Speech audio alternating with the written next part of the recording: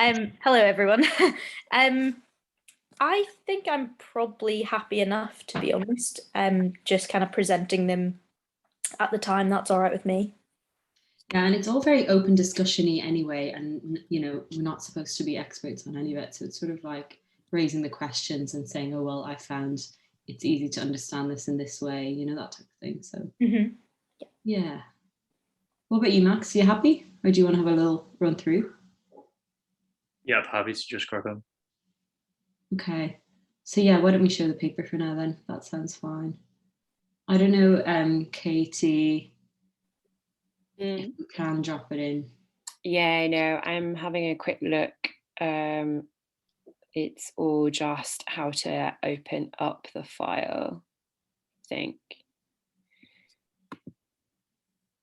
I've got the file. I can't even get it into our chat. Yeah, that's the problem, I think.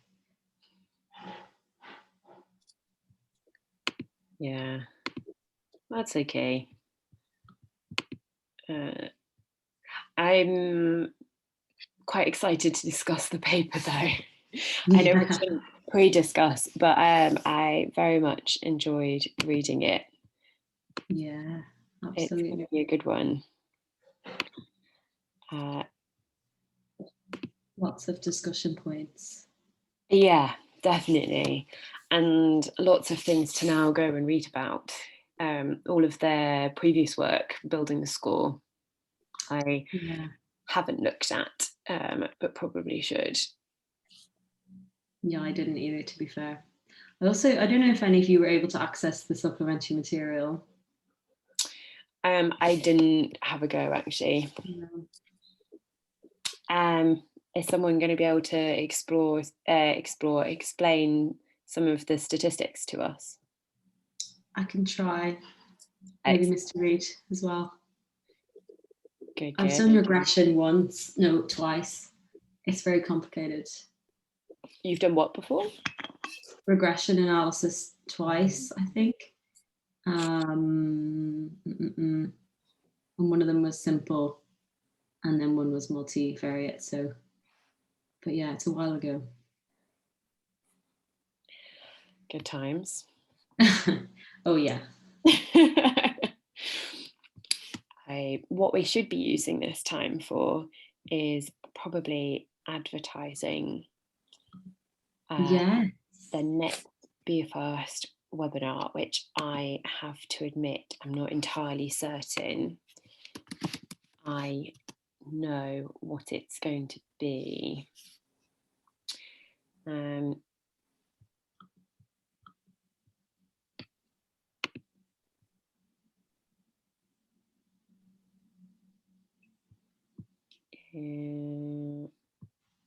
No, I've just got a list of the previous ones. That's not very helpful, is it?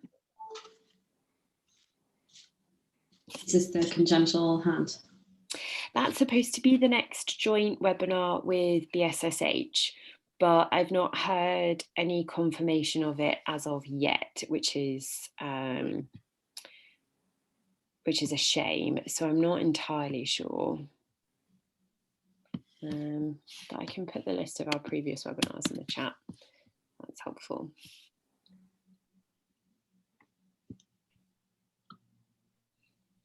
Or we should be putting up the advert for our next journal club. That would be helpful. We should get Rishi onto it already.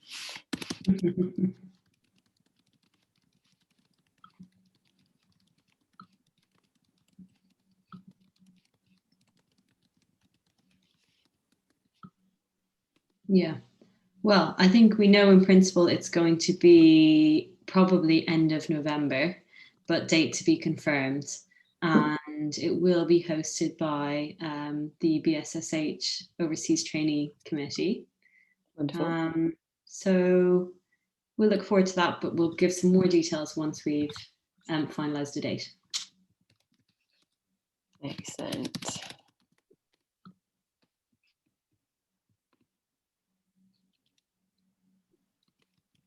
And yeah, probably next one in January, which is helpful. Christmas off. Ideal. Katie, I don't know if you want to scroll down a little bit on the paper if anyone's read the abstract already and can refresh on any little points that they might want to comment on. Remember, was the Bone and Joint Journal, that's open access, isn't it? Is it not? I mean, the state of publication is a whole discussion point in itself, isn't it? And I feel like we could just have an entire ethical debate about whether or not we should, well, how and when and whom we pay for peer-reviewed scientific work.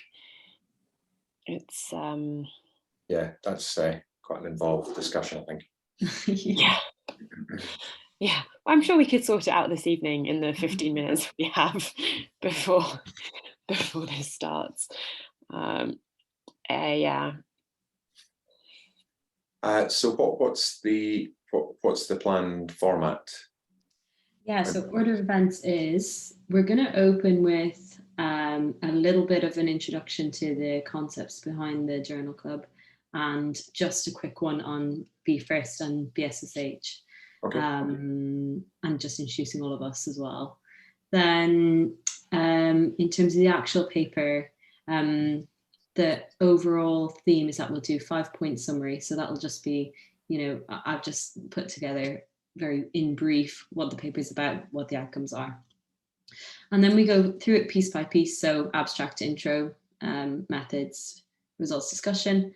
And then I've brought up a slide of just general discussion points about the themes of the paper and overall whether or not we think that we've achieved those themes or achieved the aims and how the themes are relevant sort of on a global scale.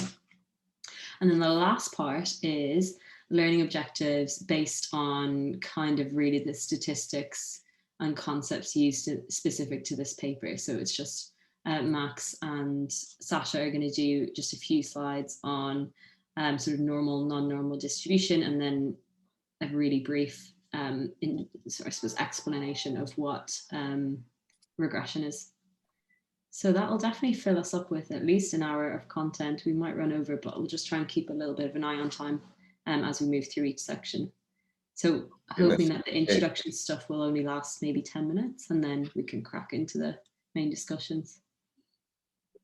Okay, so good. Yeah. That sounds good. And what would you like me to do, and how would you like me to help guide the discussion? Or yeah, I would say as we go through each section, I'll start with a comment myself. Then maybe if we open straight to you, Mr. Reid, and then thirdly to the rest of the panel, or we could do panel first and then you. I don't know what you think might be better. Yeah, however you want to play it is fine. That sounds the way you describe it is good. Cool. And we've got Max and Sasha then taking on parametric versus non-parametric and linear regression. Yeah, lucky them. Oh my goodness. No, it's just the most basic overview to understand, like in a sentence in 60 seconds when you'd use what. It's not kind of delving deep into any specifics. But yeah. Oh, that's nice, Katie, to have the scoring system up. Yeah. So yeah, I've read the paper just now, and I think there's a bit to discuss. I've stayed out of the stats, so hope Max and Sasha want to talk about that. But I think in terms of their ambition and then perhaps how the paper's been, the methodology and how the paper's been written is something that I can talk about. Yeah, there's loads to say, I think. Yeah, there's loads to say. Okay. I guess we will aim to start more or less exactly on time. We'll just make sure that we have Rebecca logged in as a panelist before we start. Sounds good. And yeah, should be fun. So how many of these are you hoping to do? Or sorry, how frequently are you hoping to do this? So be every second month, hosted by ourselves and BSSH. Okay. So you and I suppose, as co-hosts, will only be every 4 months. So next one in January, and then yeah, they'll be taking the next one in November. So BSSH will? Yeah. Okay, great. And who's going to organise that on the BSSH side? That's a good question. I think it's going to be Roa. She hasn't really nominated anyone else, has she, Katie? So I think it's probably Roa. Yeah, I think Ro's tenure is due to come to a close, but I think this is something she feels quite strongly about. So I think she'll probably lead the first one and potentially onwards. Poor Roa has been stuck in she wasn't supposed to be doing anything today from memory, and is now in a 3-session trauma list, so is joining later. Hopefully, it sounded like she was going to be done soon, and was hopefully going to be able to join for at least some of the discussion. And then the idea is that we'll collaborate with the BSSH team to be able to reach out to as many people as possible, is the idea. Yeah. We'll see how well everything's received. It might be that no one is particularly interested in an online journal club, but just us. But that'll be fine. Yeah. So I don't think BAPRAS have a journal club going at the moment. You know, there's lots of webinars going around there. There's the series with Ukraine. I think BSSH, however, I think they do have a journal club, do they not? Yeah, and I think they're trying to actually set one up. I think they're actually running a practice one this evening from memory, with the aim for one next week. So they're setting one up, and previously I think Plaster have held one. Okay. So they come and they go. But a journal club with in a global surgery focus, I've not come across yet. Okay. I mean, it sounds like a good plan, if anything, just to get people meeting and talking. Yeah. About surgery. So I think it's great if we can gain some traction. I don't know if there's any learning points from Plaster's experience. Do you? No, should have actually had a chat with them. I know Conrad hosted a couple, and he was involved when we kind of initially brainstormed these ideas when he was president of the trainee committee. So might reach out to him after this to see if he's got any pearls of wisdom. Yeah. Because the most useful thing, exactly as you say, will be getting people talking.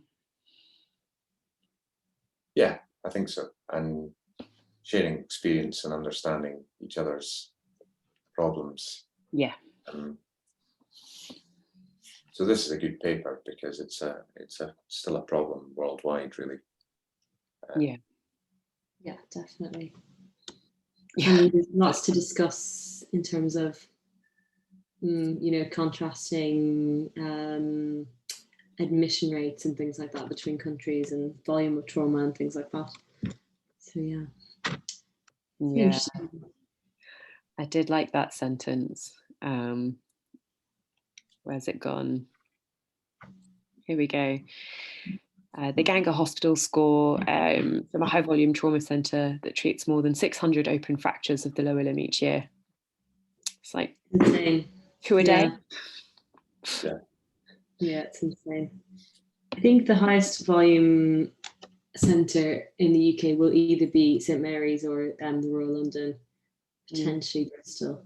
But I know I worked in St Mary's before and it was pretty high volume. We were seeing maybe, we were involved in maybe 3 to 4 a week. Open tips, maybe more. But that's certainly not been the case anywhere else I've worked since. Yeah. 2 a day. Yeah, it's insane, isn't it? Yeah. It's very impressive. Hard work. Lots and lots of hard work. And very impressive that despite all of this trauma, they're able to share their experience and write up what they're doing and look at what they're doing. That's incredibly commendable, isn't it? For a unit. Yeah.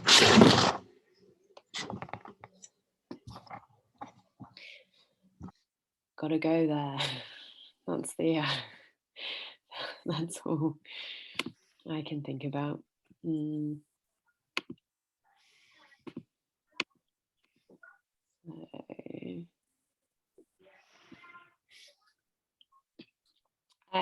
To the new people that have joined, we start at 7:30. We've just accidentally let everyone in a little bit earlier than expected, so apologies. The proper formal discussion will start soon. We just want to give everyone else who's joining at 7:30 the time to join. But thank you for joining and welcome.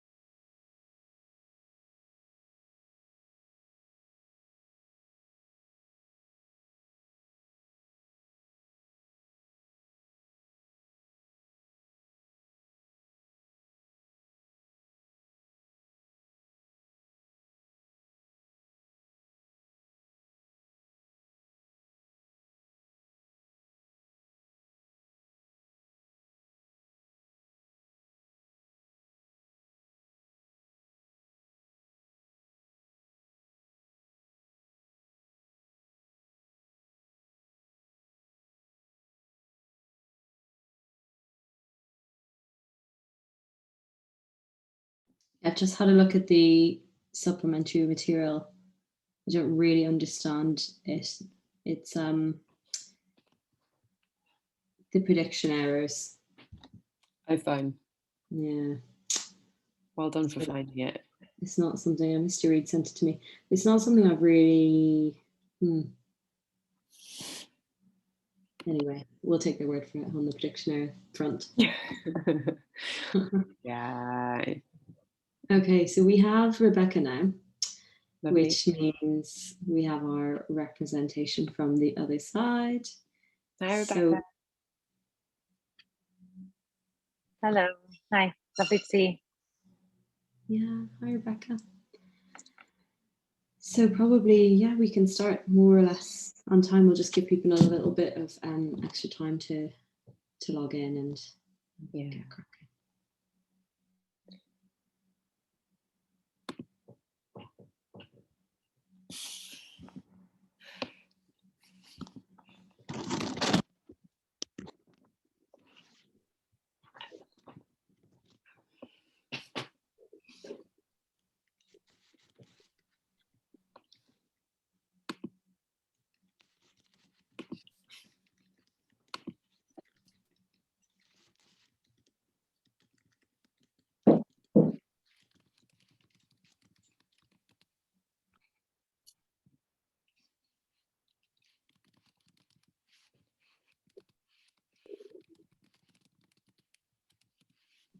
So good evening, everyone. For people who are just logging in, we're just going to give it a few more minutes for people to log in before we get started.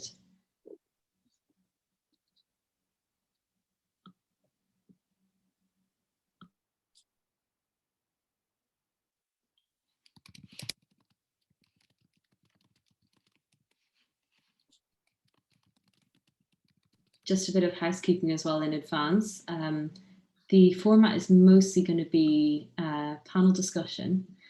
Encourage people to write in the chat as much as possible.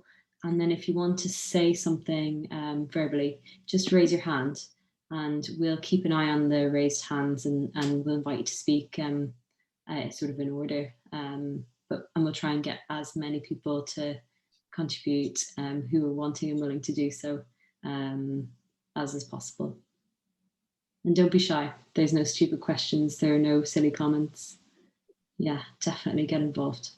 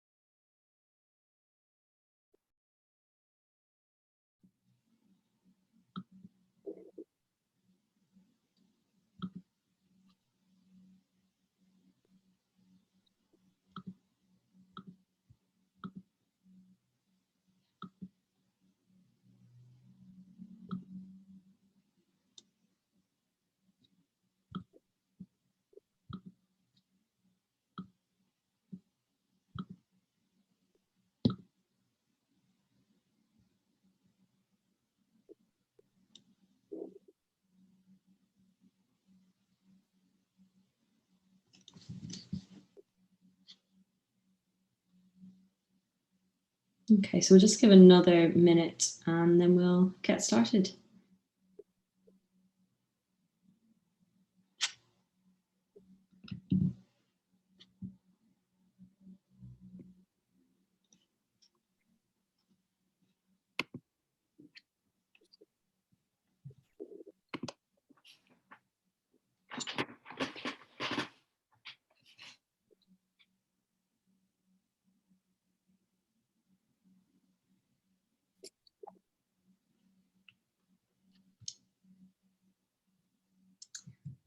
Okay, so let's get going then.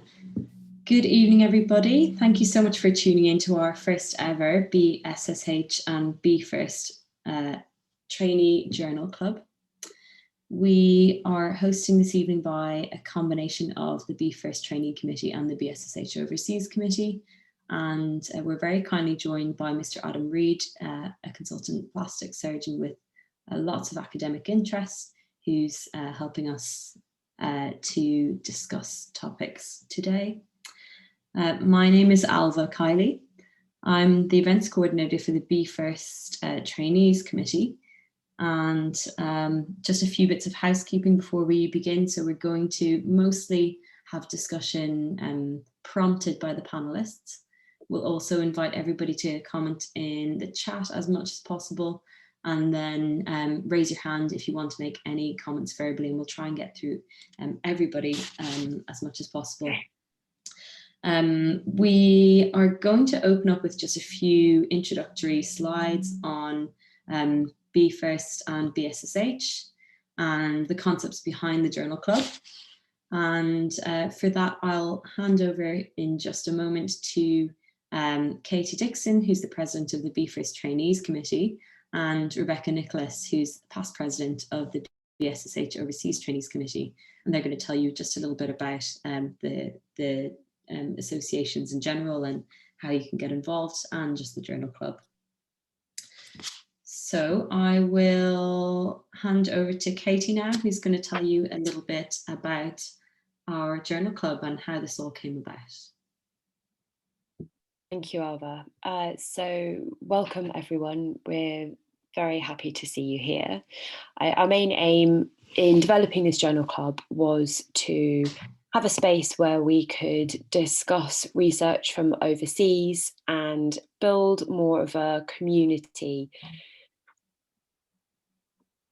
and to develop better relationships with the people that we work with overseas. Next slide. We wanted to discuss papers that were both useful to a global audience and to an audience that work in reconstructive and hand surgery. Another aim throughout the series was to discuss principles of research and statistics so that we can learn as we discuss. It's a collaborative effort between both the BFIRST and the BSSH Overseas Trainee Committee. And we're really keen to try and build a community of both trainees and practitioners that are interested in the research behind reconstructive and hand surgery. So BFIRST trainees, this is a photo that was only taken last week from a BFIRST trip to Tanzania. As a trainee group, we work alongside the consultant trainee group, and we are a group of both medical students and trainee doctors that are passionate about global surgery and want to increase the reach of global surgery both in the UK and to build our community with our compatriots abroad. If you want to get involved in BFIRST trainees, we have a number of ways. We've got an Instagram, a Twitter on the next slide. And the BFIRST webinars and BFIRST fellowship are where a lot of our work has gone. So I've put a couple of details in the chat if you're interested. Thank you very much. And Rebecca is going to tell us about the BSSH Overseas Committee. Yeah. So we set up the BSSH Overseas Trainees Committee a few years ago now, just before COVID actually. And the overall aim of the Overseas Committee is to use the BSSH resource to deliver maximum possible benefit for patients in need of hand surgery in the developing world. And we working alongside the main BSSH Overseas Committee, which has been established for some time, to try to coordinate the involvement specifically of trainees in the global hand surgery work, as well as to develop and disseminate educational resources, and as well as that, to develop sustainable educational and surgical projects that are in partnership with trainees in low resource settings. If we could have the next slide, please. So our aims are firstly to encourage involvement in BSSH overseas work by ensuring the projects are both visible and accessible to the trainees, so that's the associate members of BSSH. To develop synergistic partnerships with trainees in low and middle income countries, and to allow that mutual learning and support that flows from those partnerships, as well as to create educational resources. So just this slide shows a bit about how we've achieved this so far. Obviously, we're quite early days, but looking at the goals and then how. So firstly, to promote BSSH overseas work among trainees, we've now set up a dedicated website targeted to trainees, showing the different work that they might be able to get involved in. Secondly, we've developed, so the next goal, developing synergistic links with trainee organisations. So we've already started creating collaborations with various other global organisations at WOC, HGOC and NUTTA, that's the Northwest Orthopedic Trauma Association for Africa. And thirdly, to the goal of developing and disseminating global hand surgery educational resources among trainees. We're doing that both through the BFIRST BSSH webinars, so working in partnership with BFIRST trainees on those, and also educational courses. So, for example, Introduction to Research Methods, which was supported by the AO Alliance. I'm now going to pass on to Adam Reed. He's an academic, as you've already had him introduced, but I won't read through the slide, but as you know, he's an academic consultant plastic surgeon affiliated with the Blonde Mackinday Laboratories in the University of Manchester. His clinical work's based there in Manchester University NHS Foundation Trust, and special interests, trauma, microsurgery, nerve surgery, and complex limb reconstruction, as well as being deputy editor of JPRAS with over 60 publications, senior clinical lecturer in plastic and reconstructive surgery. So without further ado, Adam. Thank you very much. I think you've said it all already. I'm very pleased to be here and to join you and to welcome all our international attendees. I think it's a really exciting initiative to have a journal club which is open worldwide and freely available. And as we were saying when we joined earlier, I think it's a terrific opportunity to meet people and to share experiences in common surgical scenarios. And to build that around a research platform, I think is really exciting. So I look forward to the discussion.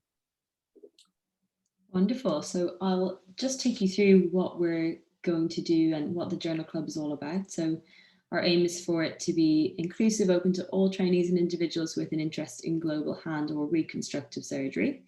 We want it to be diverse, with papers being discussed from all over the world, if possible. This journal club is going to take place every 2 months. So as we said earlier, just in the chat, it's most likely going to be end of November for the next session, and that will be hosted by the BSSH overseas trainees. So a date for that is to be confirmed, but you'll hear about it in the coming weeks. And we want in the future to include some of our global trainee partners in some of our panel discussions. So working towards that as we progress throughout the next few months. So for today's order of events, we're going to start with just a general 5-point summary, quick synopsis of what this paper is all about. And then I'm going to share the paper on my screen share background, and we'll go through it section by section with analysis, which I'll open for discussion amongst ourselves on the panel, and then for all attendees as well. And then we'll finish with some overall thoughts and discussion points, and then some learning objectives, mainly set out by the sort of statistical themes in this paper. So why this paper? We wanted to have something that was from somewhere further afield than the United Kingdom, but that was relevant to both plastic and orthopedic audiences rather, and that it's relevant globally, which is of particular importance to the aims of the Journal Club. So to start with a really quick 5-point summary of this paper. This is essentially a study that proposes a predictive model to see whether outcomes following open lower limb fractures could be predicted based on their patterns of injury.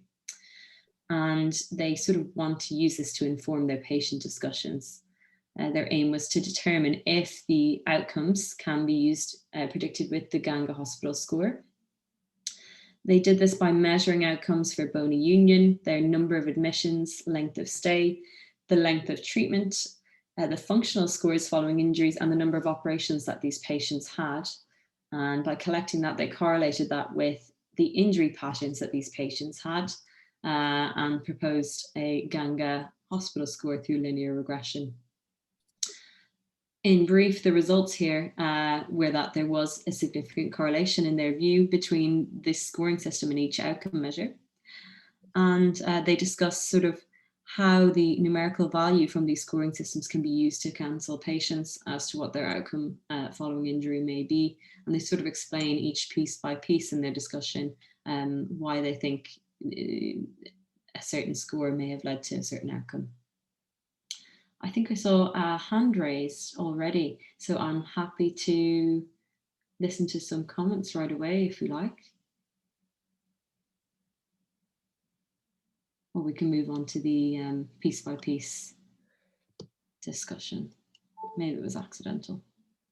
I can't unmute, I'm afraid. I don't know. So I'm so sorry. It looks as if our function to let people talk, it doesn't work on this particular format of Zoom. So apologies. I'll just double check if I'm able to.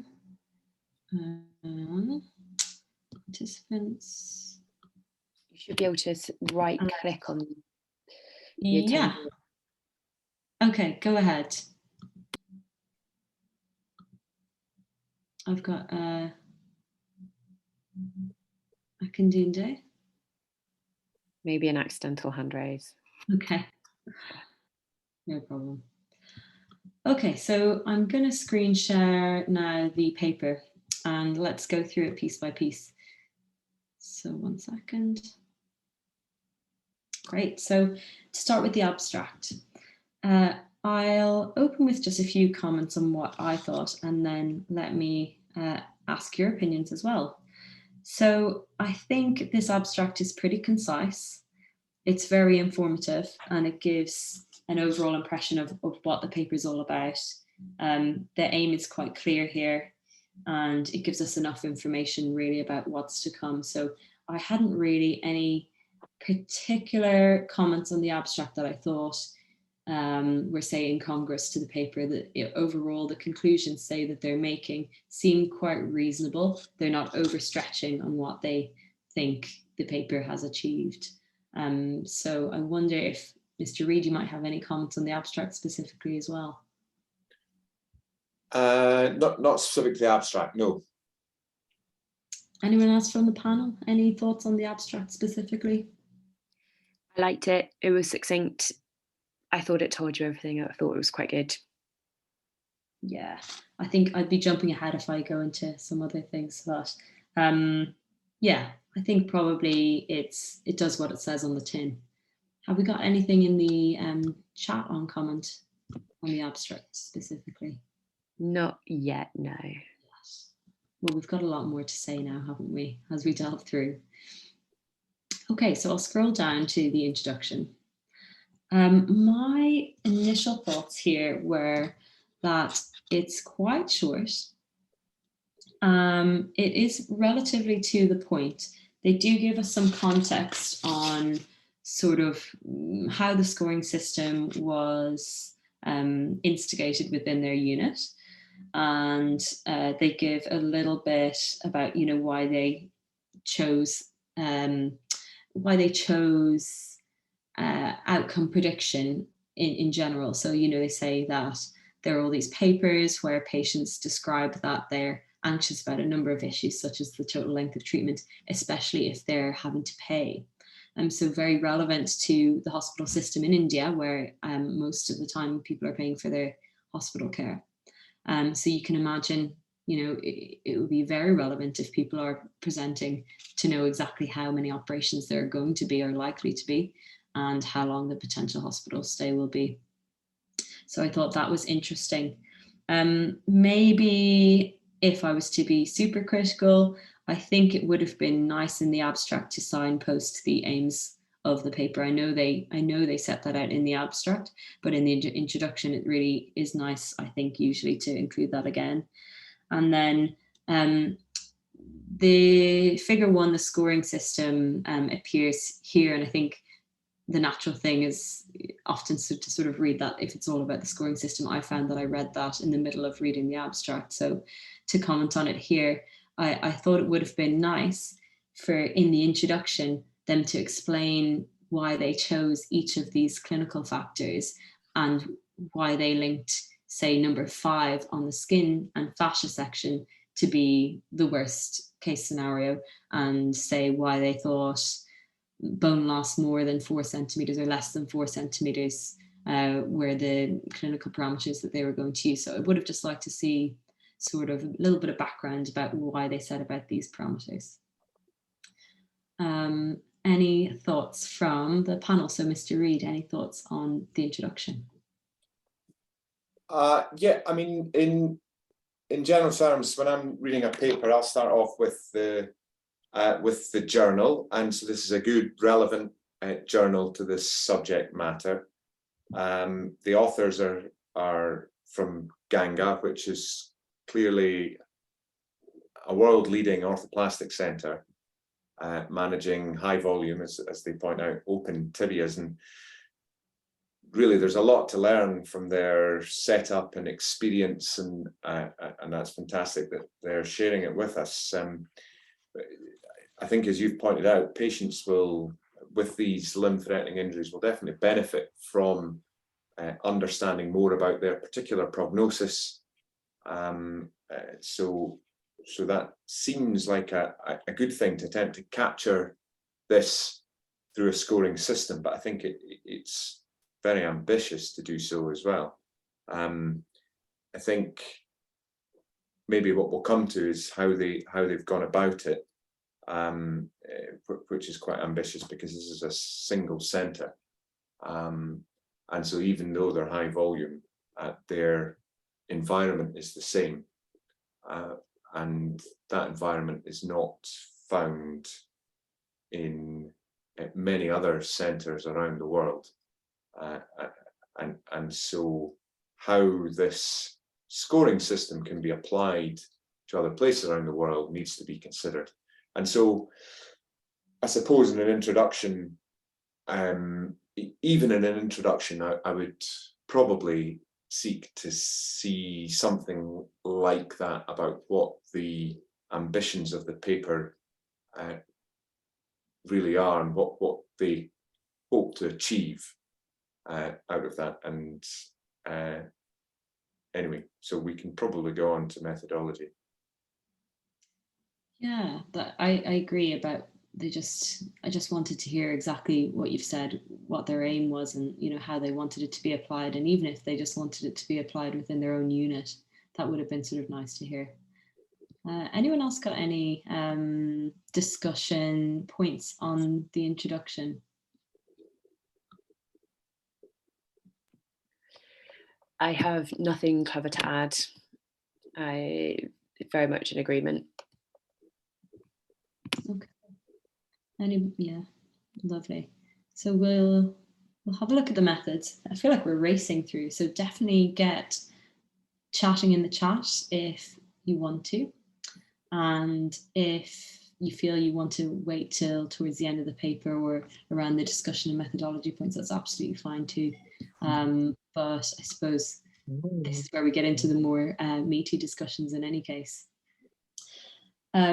So to comment on the methodology here, this is definitely a consecutive prospective paper.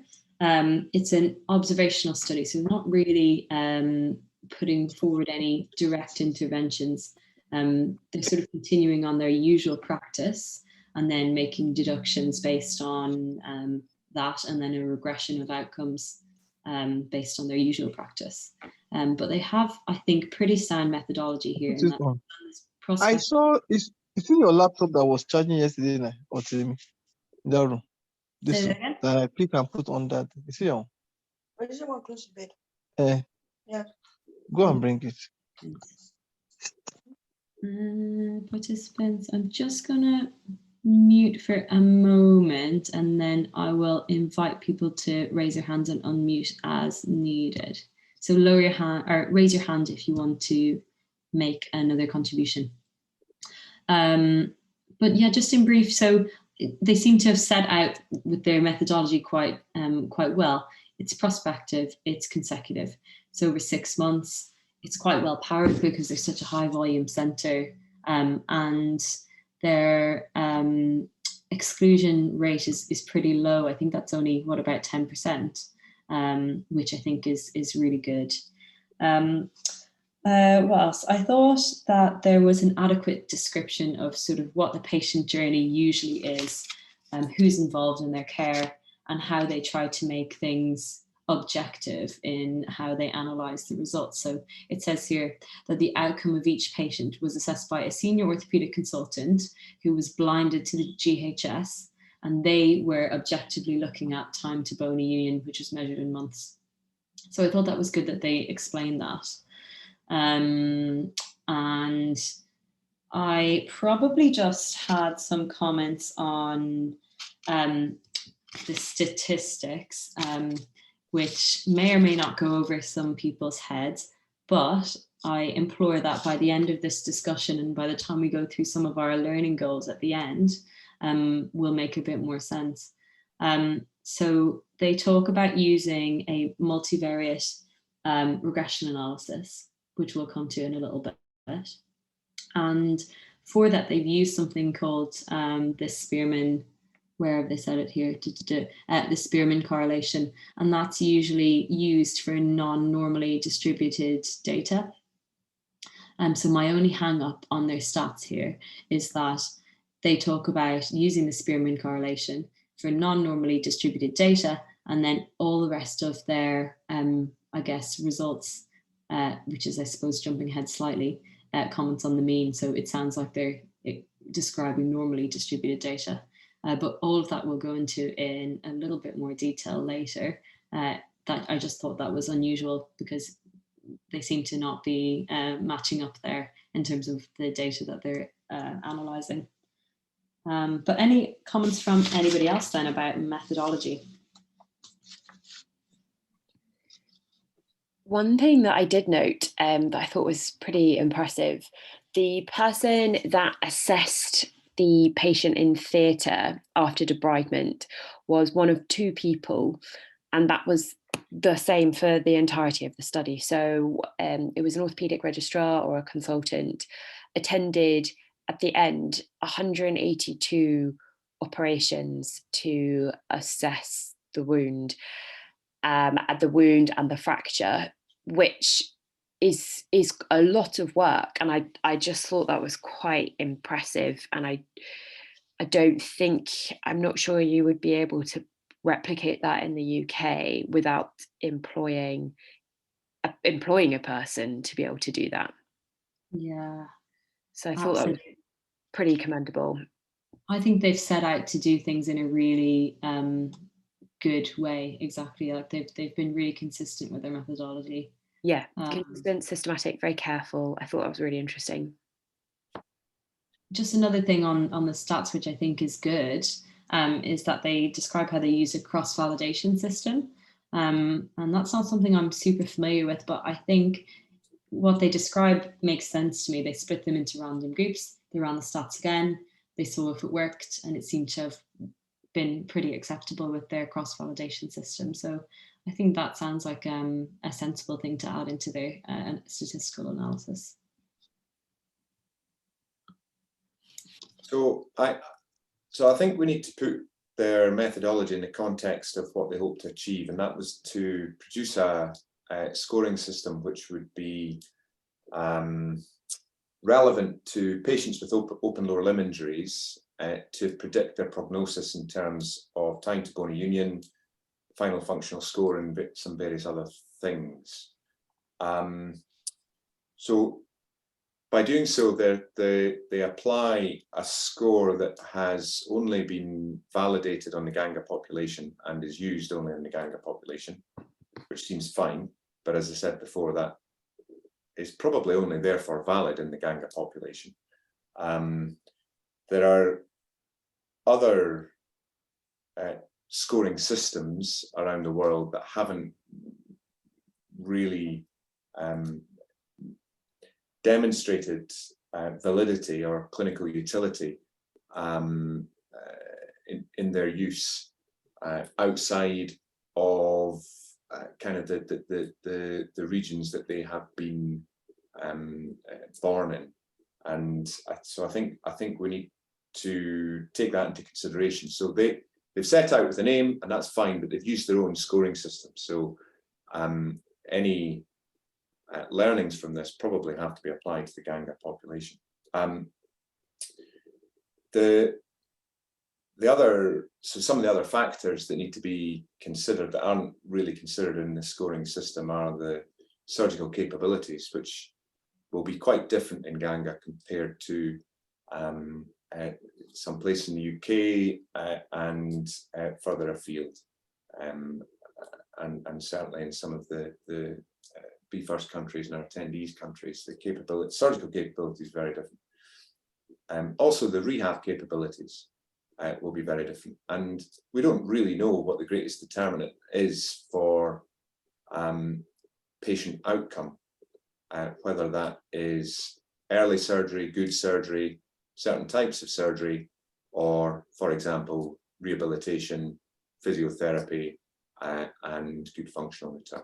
So, it's likely a combination of all of these things, but it's difficult without putting controls on all of them to work out whether a scoring system can be applied well to an outcome. So this is a single center cohort with Ganga capabilities. Despite being a high volume center, in the grand scheme of things, it's small numbers probably to make these types of conclusions. If we think about open tibias and their clinical presentation, they're really quite a heterogeneous group of patients who have wide-ranging injuries, multiple other injuries, and even the injuries just to the leg. Now they do try and confine that, which is great, which is a good idea. They've knocked out the intra-articular injuries, for example, and that's probably a good thing. But then you think about all the open fractures that we see, and quite a large proportion of them are intra-articular, and so again, I wonder how relevant it is applied to some of the population that I see in Manchester, and other people might be thinking the same. It's also not just the injuries that are heterogeneous, but the patients are quite heterogeneous in terms of their pre-existing comorbidities, their functional abilities, their outlooks for life, employment status, smoking, etc. All these, usual determinants. So I think it's a difficult aim to meet, to have any impact out with Ganga. I think there's no, but that's not to say that this isn't a brilliant learning experience for all of us to work out what they're doing and how they're applying their scoring systems. There is no real gold standard to compare in open lower limb injuries, so their scoring system hasn't been compared to other scoring systems or other things. So they've got ethics approval, so the state, which is good. They say they collect patients for 6 months, which is fine, but again, there's no powering to that or study size calculation. Yeah. Tells us there's 194 patients. I don't know, or I don't think it tells us how many legs or how many open fractures, and some of them will have 2. They don't give us an awful lot of information about confounders or other injuries, for example, the ISS score, which is quite widely recognized. And they talk about some legs with contamination, but I think contamination appears in their scoring system. Just here, severe contamination of the wound on presentation, so they said 6. Yeah, and there's a little bit on time to presentation, but I think probably some of the major confounders, I think more information is probably required to truly understand what their cohort is like and how comparable it is with other cohorts who are just presenting. So, how can we know more about the patients, the patient cohort who are presenting, their time to presentation and things like that? I think you're right. Their way of assessing the scoring system was really good because they had that blinded by an individual. It's difficult to understand how we would be able to do that if we were to try and replicate this study. And I think that the outcomes that they're looking at are bony union. They give a definition for bony union. And that's fine, but if you've ever worked with orthopedic surgeons, some of them will say this is a united cortex and others will say it's not. And so there is still some objectivity in that. And has that been done on CT scan or an X-ray? I don't really. I think it's on X-ray, but it seems to have been the same senior orthopedic consultant that assessed all the images, which is at least something. At least that's helpful. Absolutely. Okay, that's good. Some of the other things that come up in the methodology for me are about the. Clearly, they follow orthoplastic care, and we know that because it's Ganga and they do things really well surgically, don't they? The length of treatment is really variable. I can't find it now, but it was from a couple of months to a few years. in the results. Yeah. So normal controlled studies, you would have defined follow-up points, wouldn't you? Saying this is what the situation is at 2 weeks, at 4 weeks, at 12 weeks, etc. And they've got a kind of mixture of follow-up time points, which, you know, and all of these points just feed in a little bit to how reliable the measurement of outcome measures is, I think. These has a hand up. Anyway, I'll be quiet. No, that was brilliant. That was some lovely insights. I suppose, yeah, also commenting on some of the same themes. I think I agree that they really can only apply this score within their own healthcare context, which is so unique because they have this massive high volume centre with very specialist care. And even on a UK comparison, we don't have the same volume. And I bet that our length of stay in hospital is longer because of bureaucracy here, bureaucracy there. I understand that in Ganga things run really efficiently because it's just an efficient system. So, you know, patients are operated on the next day. It seems like they're hitting their targets for debridement within 12 hours, which certainly in lots of units across the UK we're not. But I suppose these are more points on open discussion rather than specific to the methodology. But I think they've tried to go about what they're doing in a pretty sound way. And I guess my only main criticism is I was just a bit confused by their stats, but it's hard to say whether, you'd have to almost contact the authors to ask how was their data distributed to find out whether they've done the right thing or otherwise there. But yeah, in general, probably my overriding thought is that the methodology is pretty sound. It's more, the feeling is the aim maybe is something that's more open for discussion.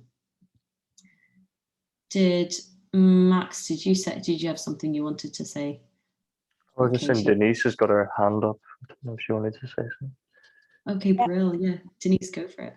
Hi, I was just gonna just add that I also thought the paper was quite well laid out in terms of particularly the aim of trying to increase understanding not only for patients and their relatives to help them to make treatment decisions, but also for people who've got less experience about managing open lower limb fractures. And I think that's quite a useful aim for other scoring systems to try and kind of develop or get to. And I also found it interesting that they had blinded not only those who were assessing, but also those who were giving the treatment and those who were assessing the outcome afterwards. So it sounds like it's different people doing each of those different things. I agree that this is likely only applicable to within the Ganga population.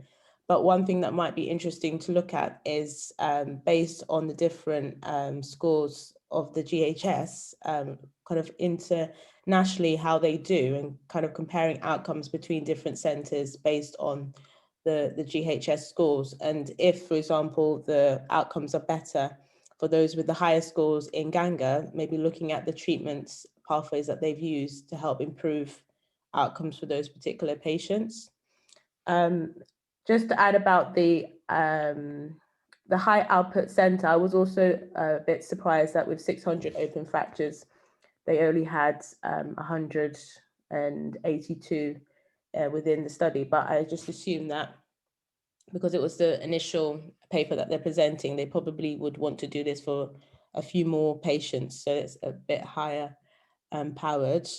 I also noticed that in the paper they talked about the inter-rater variability in another paper, but not actually the inter-rater variability of the raters within this particular study. And in terms of the exclusion criteria, I was just going to ask if anyone else found it odd that those who underwent secondary amputation were removed from the study, because I thought that would actually be quite a key kind of endpoint for some for some patients to kind of know after having undergone this treatment, the likelihood of them, based on their score, undergoing a secondary amputation regardless. And I was just surprised that that wasn't included. Yeah, and it seems to be one of the main points when they talk about it in the intro as to why they developed the score, to predict, you know, they want to use it almost like a MES score to predict who could need amputation. So I think I would have liked to see a justification as to why they wanted to exclude amputation altogether. But I wonder as well if that contributes to why there's only 180 something fractures because of their inclusion criteria and their exclusions. And then maybe a lot of them are, you know, type 1s and type 3Cs and that type of thing.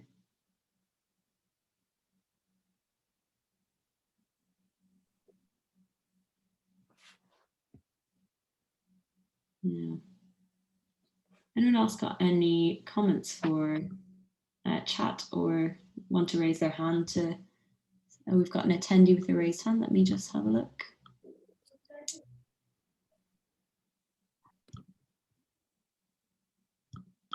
Yes, hi. So very thankful to start this journal club. I'm really a huge fan of articles. So and I wish to write an abstract. So really thanks for starting this initiative. I recognize that we didn't see any tables for the statistics. Is I don't have the article fully, like I can't access it fully, unfortunately. But is there any more than descriptive statistics, or is it just percentages? I can answer that. I'm going to show you now. Well, I suppose that brings us towards the results. So there are some descriptive stats in the results, and then there are a few tables which we can look at quickly. So if you want to stay unmuted, Marwa, I'll just quickly give an overview of the results, and then we can look at the tables. I suppose. Also, doctor, I noticed that there isn't any statistical analysis of the participants, as you mentioned. I guess I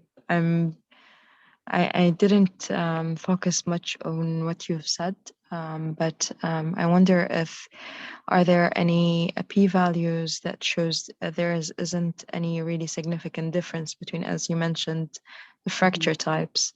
I think these are very important and crucial things, but I don't think it's mentioned, is it? The p-values when comparing the, for example, female and male categories. These are things that I think should have been in the first table at least. If I can't recognize if they did that or not. So there should been in the first table if you want to go there, and then it should have been, or maybe this table. I can't see well, really. No. So the baseline, I think the only thing that I would say that maybe internal medicine or even general surgery would have done is that they would have described more the baseline characteristics of the patients in a table that shows p-values and the convalescence interval things. So we would know really like is it biased by the number of certain category or not? Yeah, absolutely. And I think that touches on what Mr. Reid is saying about adjusting for confounders and things like that. So I think what you mean is, a table of patient characteristics so that we get a better idea of the type of population we're dealing with and what might be confounding the results. But to comment on the results in general, they've kind of presented in a way that I like, in that they keep the text pretty short and they represent most of the results in tables and graphs. I suppose just to look at things systematically, the follow-up time, mean follow-up time was almost a year. But as Mr. Reid said, the variation in that was fairly significant. In general, they're saying that there were around, I think that's about 10 or 11% of deep infections, which I had a little quick review of the literature, and there's a meta-analysis from the States, or I think it was a meta-analysis from the States that found that to be around about the global average from open tibial fractures. So that's pretty much bang on trend. The non-unions were about 16%, which I think is pretty normal as well. And they've commented on a mean time to union of 9.7 months, which I felt was probably quite long, but these are pretty complex fractures, so maybe that's reasonable.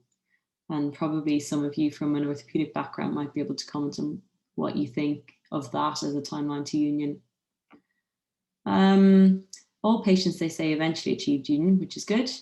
And then a bit like what you've said, Marwa, the correlation between the Glasgow, or not Glasgow Coma score, the Ganga Hospital score and bony union, they say is statistically significant, and they give this R value of 0.48.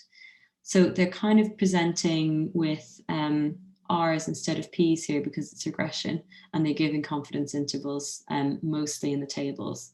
So we just have to be mindful that when the confidence interval is really wide on these table presentations, then they may not be as accurate as when we have a narrower confidence interval. The rest of what they talk about here in the results is the number of operations and how all these relate to the GHS. And I think that's really probably better represented in these graphs. So they're all sort of positively skewed graphs with increasing score as correlated to the union time, for example, for each outcome. So we've got union time, length of treatment, mean time in hospital, mean number of surgeries. This one's negative, it's the functional score, and they're saying that that decreases as the total Ganga Hospital score increases. And then looking at the mean number of admissions increasing as well. So I think these are pretty nice graphical representations with the confidence intervals either side of the point. So you can see that some of these are wider here and here, which is all important to bear in mind as we look at the overall trend of those plots as well. And I'll just swing down to the table as well, and then I'll invite other people to give their comments on the results. This, I thought, was a reasonable way to present the scoring systems as well. So we're giving each itemized bone score the potential addition of hospital days, the potential addition of treatment length in days, the potential addition of operations, admissions, and the sort of lowering of the functional score. So I found that not too bad to digest. I think when they talk about it in the discussion, it becomes a bit clearer. But I wonder if it might have been helpful to show exactly which of these are statistically significant and otherwise, or that might be something that I just didn't understand myself from the statistics, and maybe someone else can shed light on which are actually statistically significant or otherwise. So shall I hear from some of our panelists on the results?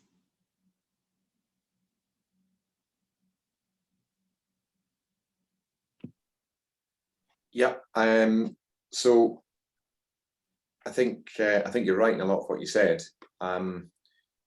The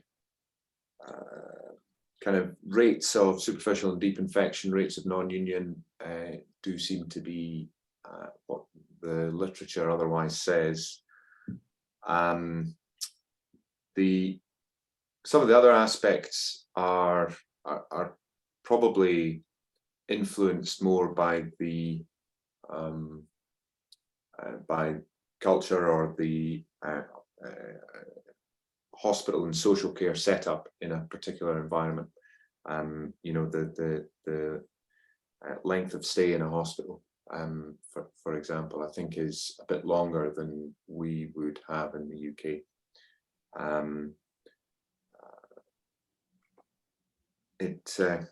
it depends, because they didn't really reveal much about their cohort, so we don't know what their cohort are truly like. So that seems a little bit longer. But the total length of treatment seemed a little bit short for me. It's 92 days as the mean. And in my experience, these patients carry on with some form of treatment or the other for really quite a long time. And I didn't really find that a useful outcome measure. So the patients may well have antibiotics for a superficial infection. They may require metalwork removal, X-fix removal. They may require kind of some soft tissue work, perhaps some nerve work, perhaps work around the stiffened joints. But that type of secondary work carries on for years and years. So whenever I'm counselling a patient, I don't think I would be saying that in 90 days, a mean of 90 days, the treatment will be over, because most of these patients are your patients for a year at least, often 2 and sometimes even longer. So I think that aspect is a little bit misleading.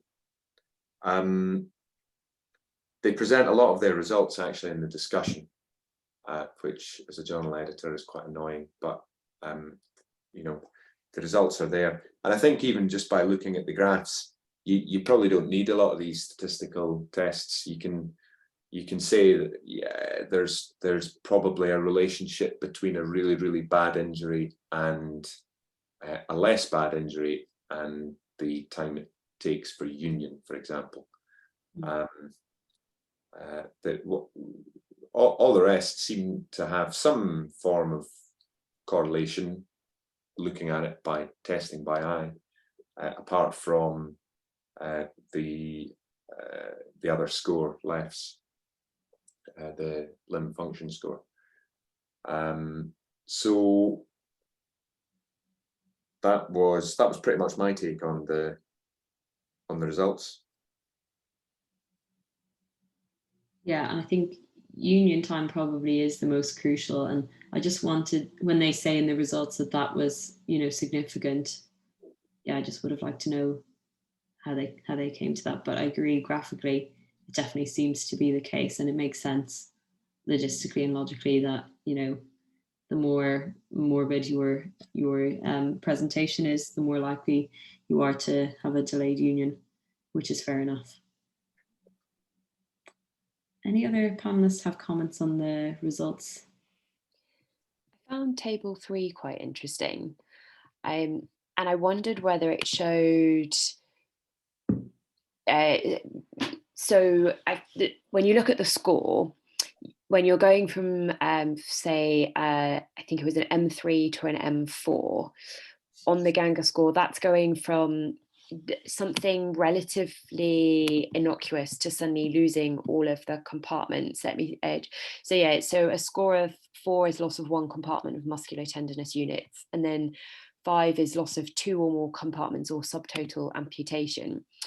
And you can see there's a huge difference between those 2 scores in your predictive value for hospital stay, for treatment length. There's this sort of sudden jump.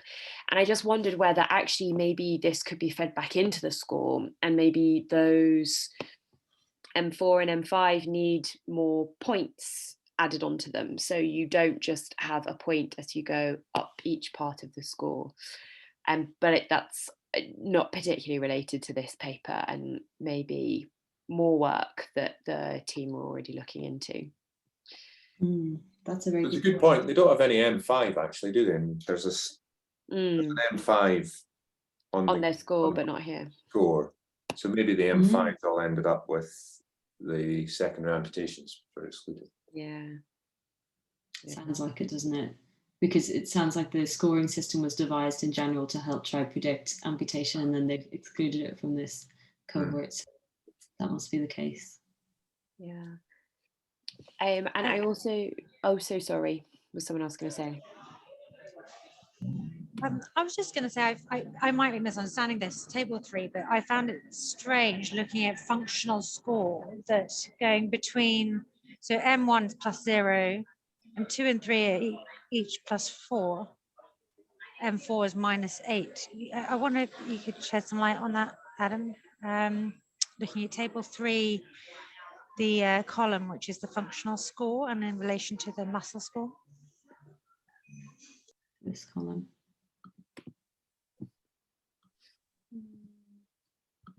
These ones, basically. It didn't seem to make very much sense. Oh, because it goes +4, and then -8. Yeah. Yeah. Yeah. And then they don't have any comment on M5 at all. Well, So it's I think what we don't know is what the n number is in each of these. So if you're dealing with small numbers, which is likely at that level, then it's likely you get errors in trends. So I wonder if that's the case. Yeah, so it's a good point. And as you mentioned, lots of the results are kind of in the discussion there, and I think they go through it all in detail, and they seem to say, remarkably, everyone seems to function the same until they drop off a cliff. And I think that's probably represented in the graph as well.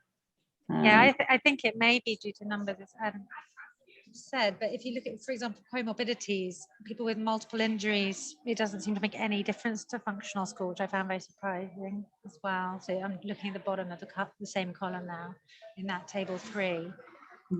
So yeah, debilitating disease -1, shock -8, multiple injuries, no difference. Yeah, I think that's a really good point to raise, Rebecca, because if you just apply common sense to this, it is a bit strange that those things which we know clinically to make such a big difference on function aren't in this scoring system. So it probably just warrants closer, further dissemination of their system across multiple populations, or even just larger populations, or a population with a power calculation in their own patient cohort, sort of might yield more accurate results. But yeah, exactly, it might just be down to a power thing, and maybe that's why it's not making sense across the board.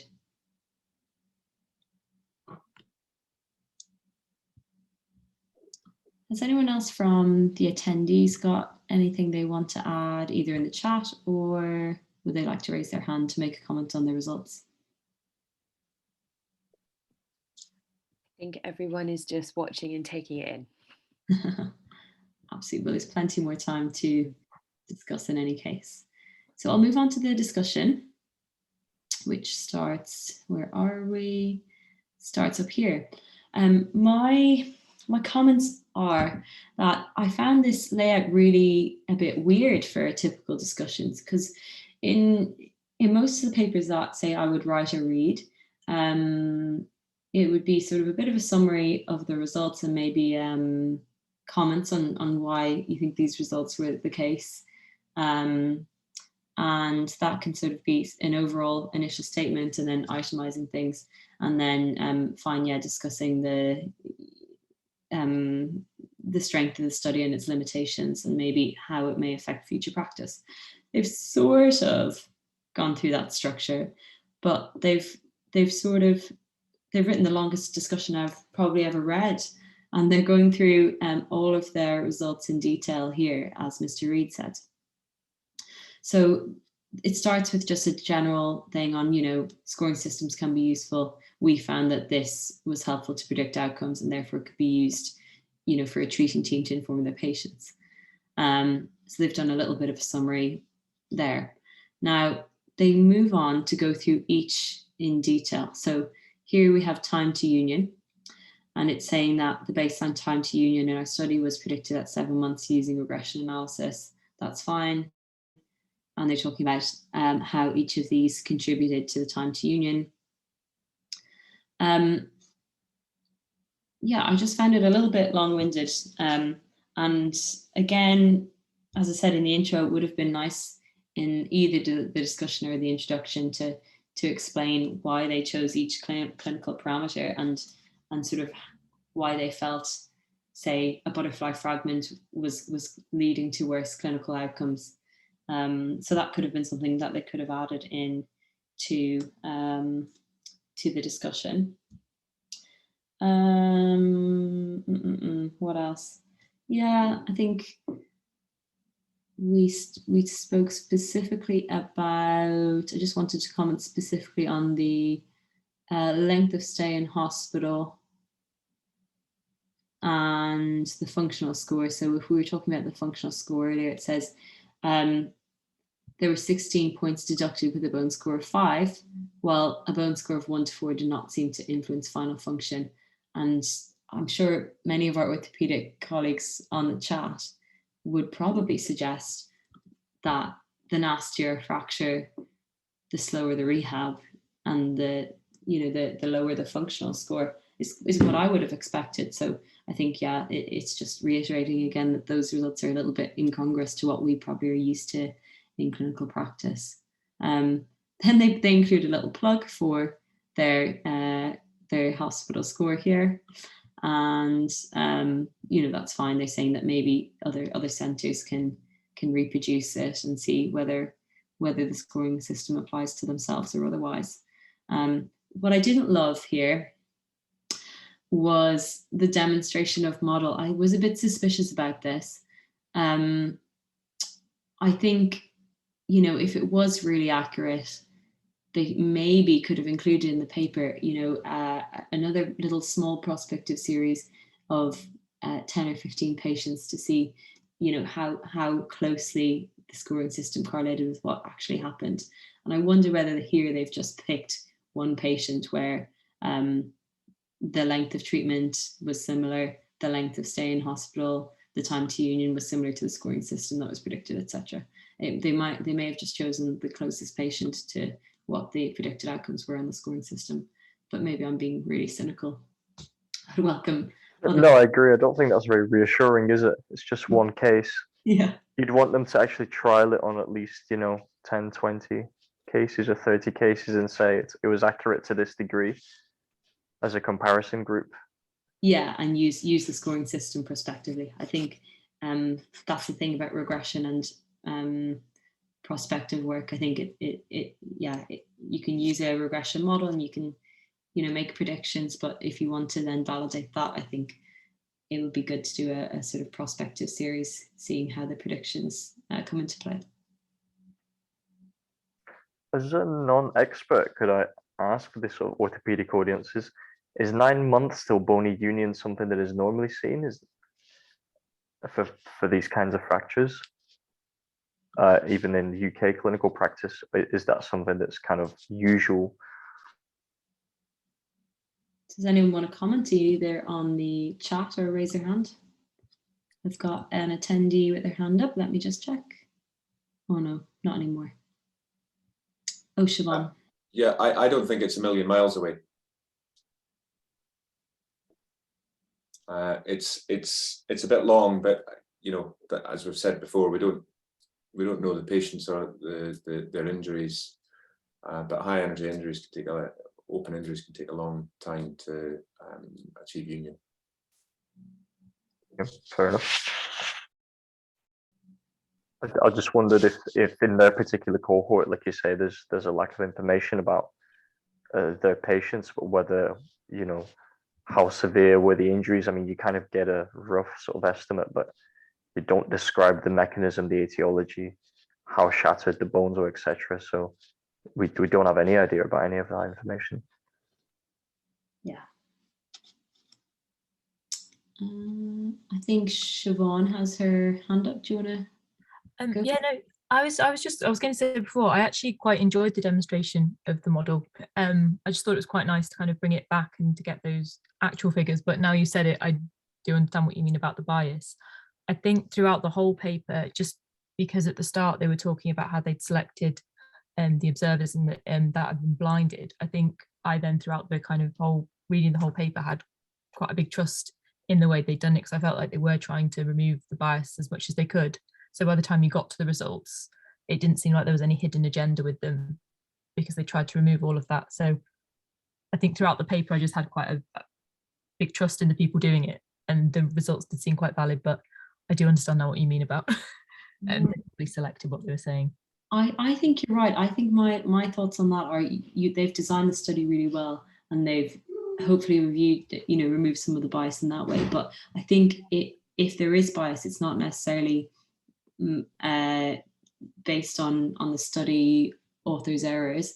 I think it's probably just all the other confounders by comorbidities and patient factors and patient motivation to do rehab. And I wonder if that type of stuff is leading to other types of biases rather than what they've tried to control for by their study design. It's just my 2 cents. I don't know if anyone else has thoughts on that or any other elements of the results. I agree. I think they look like the way they've written it, they've been quite sort of honest, and they've tried to do a really thorough job. But I think it's to me, it seems like this is a very difficult topic to design a predictive scoring system, because like we said at the beginning, they're a very heterogeneous set of patients, and they've set out to take on a very difficult task, is what it seems to me. So I don't know, that's kind of my take, I feel. It just would have been nice to have had a little bit more information. So some more demographic data, some more injury descriptions. I think that could have added to the paper and would have then helped other units if they then wanted to use the Ganga score themselves. Yeah, absolutely, because you could just do a comparison and see, if your patient cohort is similar to what they describe. Yeah, I agree. I think they've tried to be quite honest, and even in the discussion, I feel like the reason why they've gone and kind of describe things in a lot of detail is because they're aware that they have low numbers, that they can't then give the figures to say that this is a validated tool completely. And I think that one of the last paragraphs, they mentioned about the fact that it's a single center and that they have limited numbers. So I think they're aware of the limitations of this. And so I think that's why they've been quite conservative in what they've represented, and hopefully what they're hoping to do might be to increase the numbers so they can then show more tables about the statistical analysis of that data, and then be able to predict, like you say, for a larger number of patients, and not just the one model patient that they've shown. Yeah, absolutely. Mr. Reid, any comments on the results? I think I've said most of the things that I need to say. Yeah, our discussion, sorry, I meant. They kind of run the discussion or the conclusion into their discussion. So what I'll do now is just revert back to the slideshow, and we'll just go through the final kind of points on the paper in general, which I think we've probably mostly touched on. And then we'll just go into those learning objectives.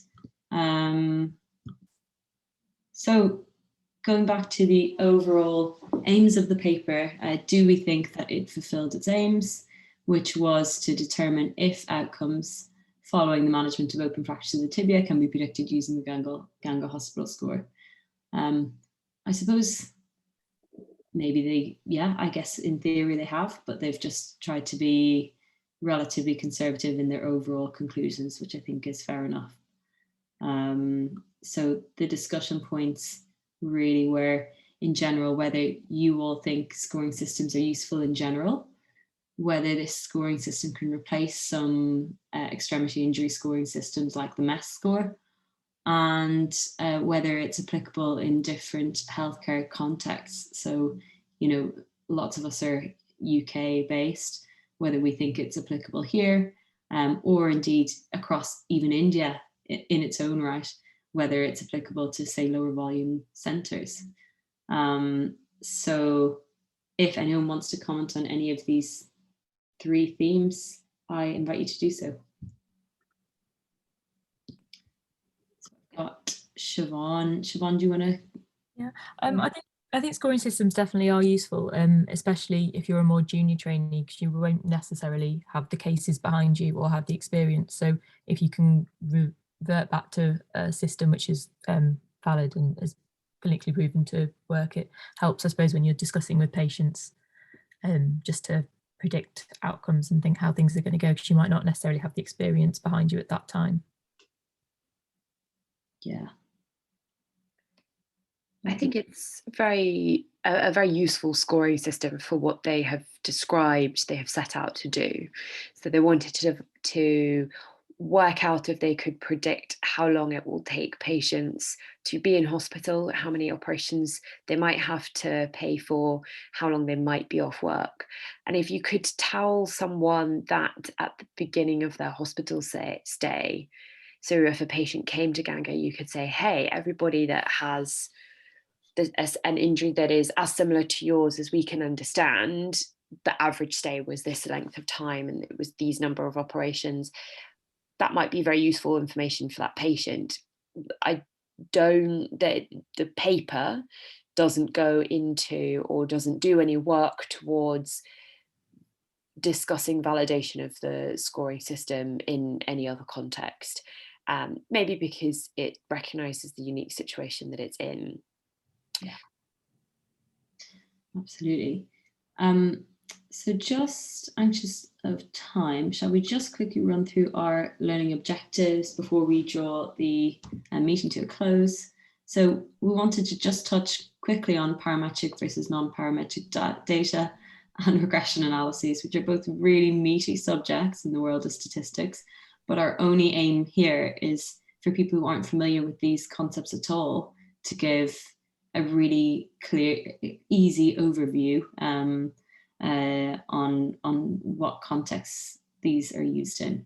So I'm going to hand over to Max to talk about parametric versus non-parametric data, and then Sasha's going to lead the discussion on regression, and then we'll just have some final comments and draw the evening to a close. So Max, go ahead. Hi everyone, my name is Max. I'm a plastic surgery trainee in the UK, and I'm going to talk about parametric versus non-parametric data and why it's important to understand these two terms. So it'll be a very sort of a broad, brief overview, just sort of highlighting the basics. If it's too simple for some of the people here, I do apologize, but I just want to sort of cover the very basics of the two terms and why they're important. So what are the two terms? Well, the statistical terms essentially to describe the data that you have in front of you. And it's important to understand that, because if you're involved in either collecting data, I guess, or analyzing data, or even writing or reading papers, then looking at the methodology like we did today, I guess it'd be important to understand what the data was and how it was analyzed to understand how they came to their conclusions.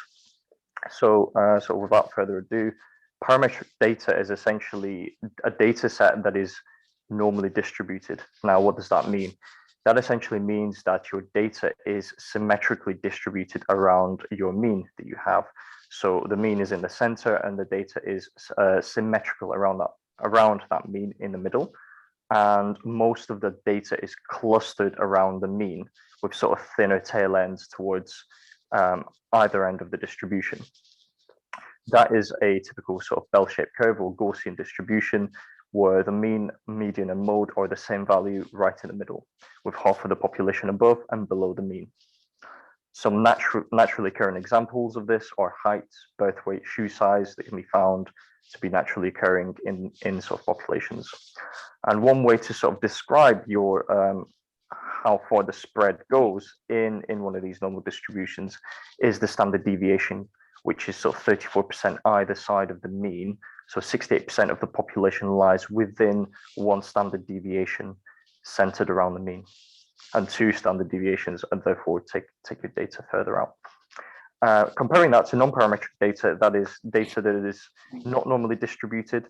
It means the data can be clustered to skewed to one side, so clustered towards the one end or the other, and that would mean that the mean, median, and mode are not the same value. The mean is not in the middle, and that essentially is because you have a cluster of data at one end, and then you may have some outliers that will pull the mean in the direction of the skew. Some examples of this are, for example, hospital length of stay, fasting blood sugars, or alcohol and coffee consumption. So these are some of the graphs that sort of represent exactly what I was trying to talk about. So with parametric data, you have a symmetrical curve with most of that data clustered in the middle. With non-parametric data, as you can see, you can have that skew that means that there's quite a few outliers that can go on to skew your data and skew your curve to one side. Why is this important? Well, it's important because you need to understand the difference between the two, so you can understand which statistical test you should use to analyze your data. So there's a table there of the different tests you can use, and it's the parametric test and its non-parametric equivalent side by side. The way I tend to think about understanding this is parametric tests assess the mean, whereas non-parametric tests assess the median. So if you're trying to compare two data sets and you want to understand whether the two means are alike or if there's a difference between two means, then you would use a parametric test. Similarly for non-parametric tests, if you want to assess two medians and whether they're comparable or whether there's a difference between the two.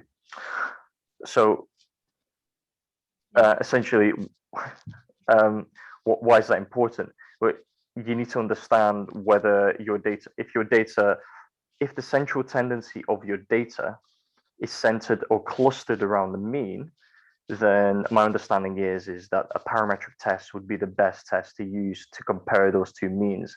However, if you have a large skew and your data is non-parametric, then actually you're better off comparing the medians, because most of your data is centered around the median, and it has the central tendency of your data is clustered around the median, and therefore you want to compare the two medians instead. Parametric tests tend to be slightly better and more powerful, just as a general rule of thumb. And therefore, if you can use a parametric test in statistics, it tends to be the better test to use to analyze your data, as it's more powerful. The two types of tests do have some assumptions between that they make about the data that you have.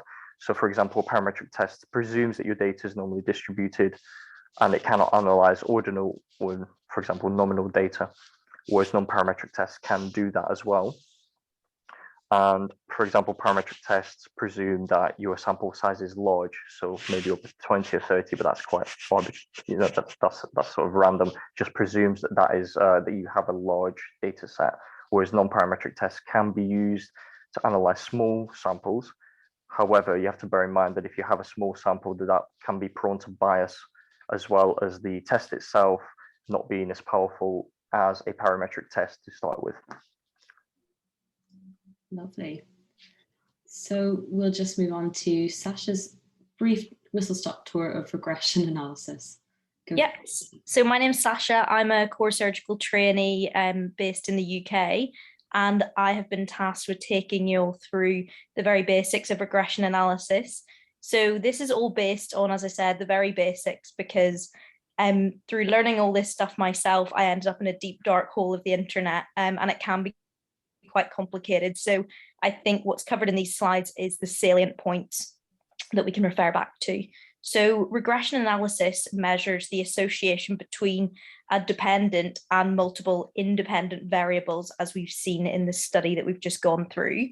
And the reason we do this is it provides an impression of the extent of how these variables are statistically dependent on one another.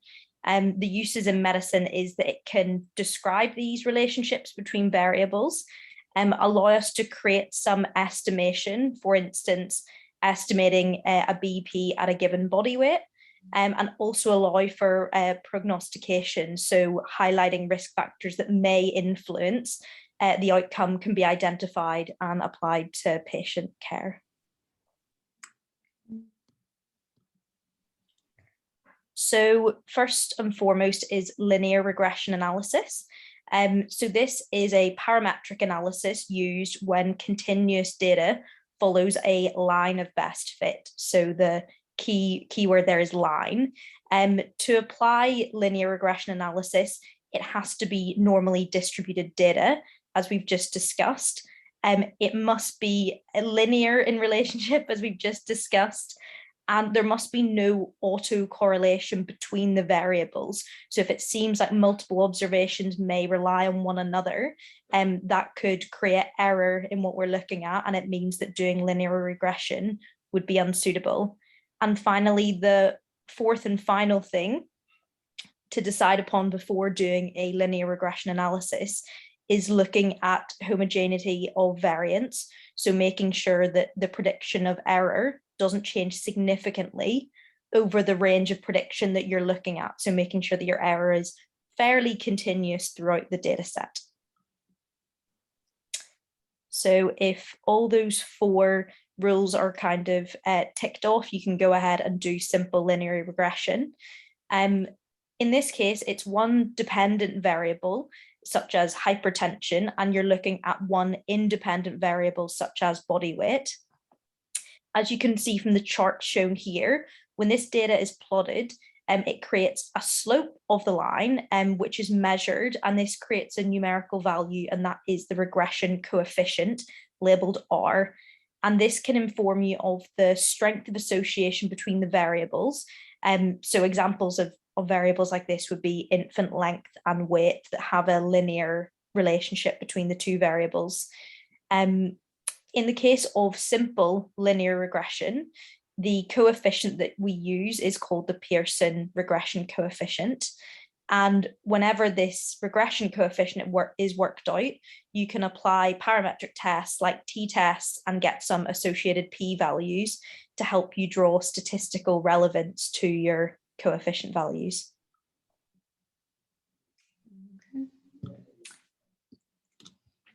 In terms of the linear regression coefficient itself, as I mentioned, R denotes the strength of the linear relationship being studied, and it ranges from +1 to -1. And this is shown by some of the charts that we've got here. So a score of 0 would suggest that the 2 variables are entirely independent. A score of +1 would suggest that the 2 variables are perfectly dependent, for instance, an infant's weight and height. And -1 would suggest that the 2 variables are perfectly dependent in a negative correlation. And these numbers also, so a low value or a value close to 0, would also suggest that the data points themselves are quite widely dispersed around the line of best fit, which isn't as relevant as data points that are set very close to the line of best fit. We'll now move on to multiple linear regression. So in this case, it's looking at, again, one dependent variable, hypertension, for instance, and more than 2 independent variables that are being studied. For each independent variable, the Pearson's coefficient can be used if the 4 conditions that we set out at the beginning are met, and if the data is continuous and showing normal distribution. If the data is not normally distributed, as was the case in the study that we've looked at, or there's discrete data being used, a non-parametric coefficient has to be used. So this is the case in the study that we've looked at, and appropriately, the Spearman rank coefficient has been used instead of the Pearson coefficient. Spearman's rank coefficient took up a lot of my time, and it is very complicated, but in summary, each of the variables are given a rank. So for instance, if you've got 20 participants and you're looking at 20 sets of people's weight in kilograms, you would rank each one from number 1 to number 20, 1 being the heaviest and 20 being the lightest. And it's actually these numbers of 1 to 20 that are used in calculating the coefficient instead of the raw data value, such as 60 kilograms, you then just use the rank. And it's the difference in the ranking between dependent and each independent variable that's calculated. The good news is it seems like everyone uses software to do rank coefficients, but that's the basis of how it would be worked out by hand. And the information used to calculate, we can skip on. Just going to go through that. Yeah, the information used to calculate the Spearman's rank coefficient, it describes how strongly each independent variable relates to the dependent variable, and suggest which independent variables have the most or the least influence on the dependent variable being studied.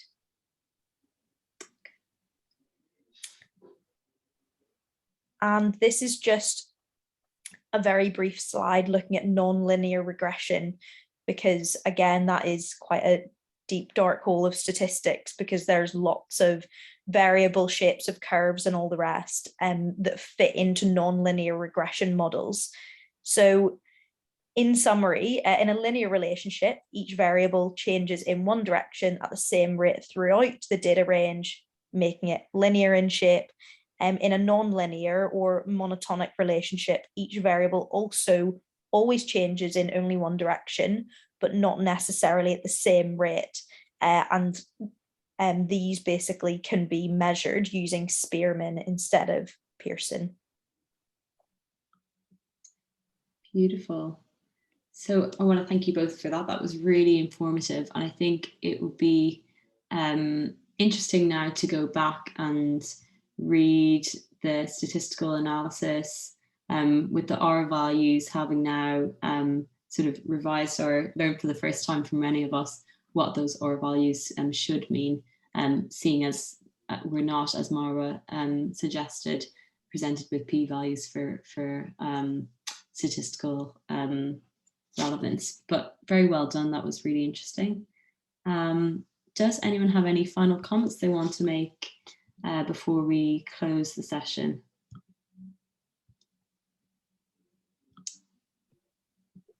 Otherwise, we're just leaving. I thought that was fantastic.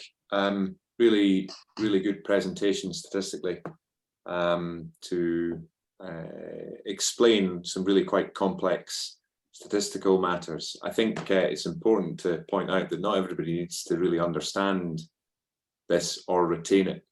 My approach to statistics is, when I'm reading a paper, is to then go back and read about statistics again to work out how important or otherwise it is to make the clinical stuff relevant. So I think it's important that it's great to get an understanding of it, but we don't need to remember everything. And there are ways now that we can, through the internet, that we can read things quickly to apply to the clinical papers that we're reading. So, and overall, a really, really useful paper presentation. So thank you very much for inviting me. And it will be good to get some feedback, I think, from our